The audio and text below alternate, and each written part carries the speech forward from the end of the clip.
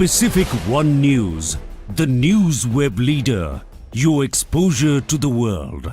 Hi, this is Khushi Chauhan and you're watching Pacific One News.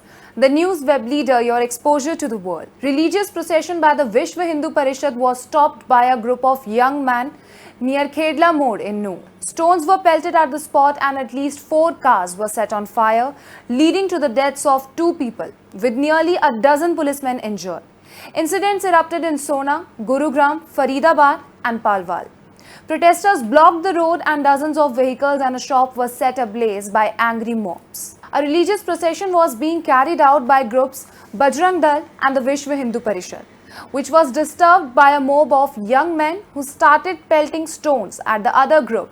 The violence began 10 minutes after the procession of around 200 people began to walk from Edward Chowk in Nuh town around 2 p.m.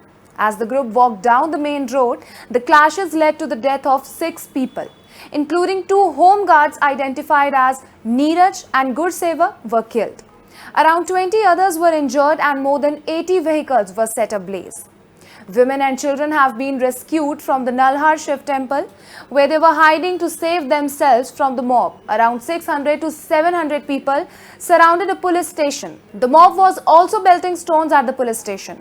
Apparently, a passenger bus was looted after the occupants were brought down from it.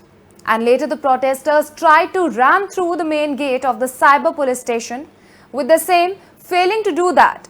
The protesters then rammed into a wall of the police station and entered there, trying also to burn down the police station. One of the bullets had hit a police officer in the abdomen. The police had fired with AK-47s in the air. The reason behind the interruption of the religious procession run by Hindu groups was that there was a rumor that Bajrang Dal leader Monu Manesar, who was booked for murdering 2 Muslim men, triggered anger in other religious groups.